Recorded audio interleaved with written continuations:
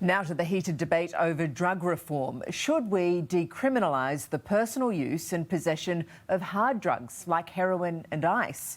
Before you judge, have a listen to those at the coalface.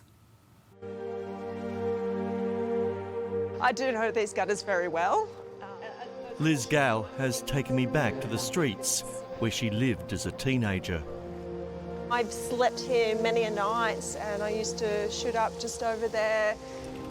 She now has her life together after years on heroin and even a stint in jail, which did little to help her addiction. They don't stop people using drugs. Our imprisonment rates are the highest in history, even though crime rates are falling.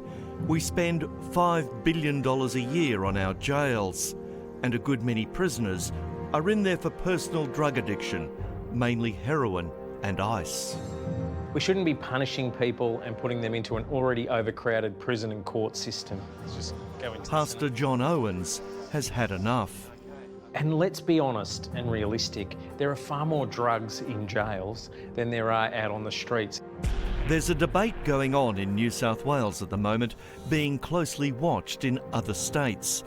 Should we decriminalise the personal use and possession of hard drugs such as heroin and ice? This is a really welcome discussion and a long overdue one. Treatment or punishment? You do the crime, you pay the time. On any day, we'd have about... The head of the Wayside Chapel, John Owens, is at the coalface. We're picking up a dead body a week from our doorsteps here because of the heroin crisis back in the 90s.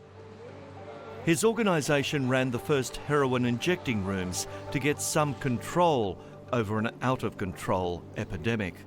The result was a dramatic drop in addicts on the streets and crime.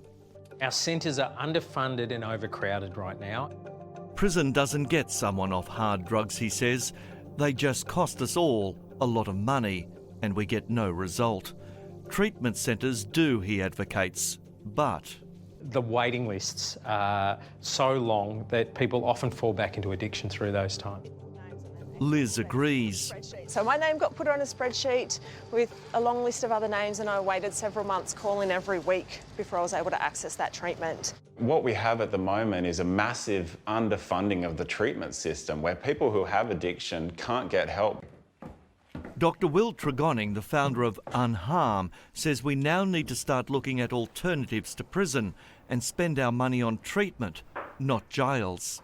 Around the world, we're seeing countries make significant reforms and get significant benefit from that. I can't keep up with the demand of people reaching out for help.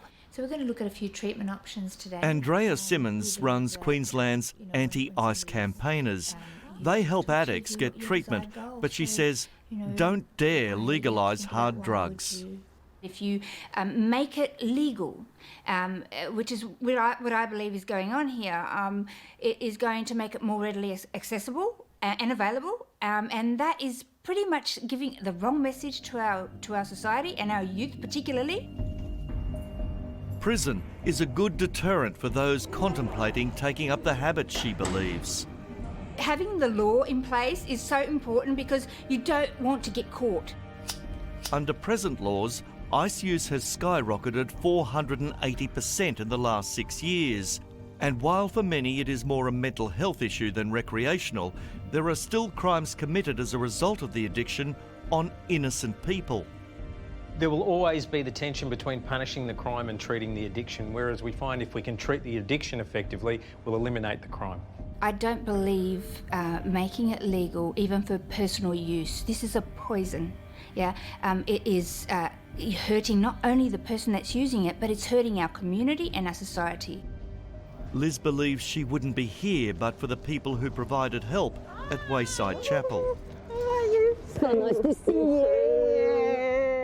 There were staff members and still are staff members who never judged me, who just accepted me exactly as I was. You know, they never said to me, no, you're too off your face, or you're a bad person, or you're a criminal. You can't be here. They just let me come and be.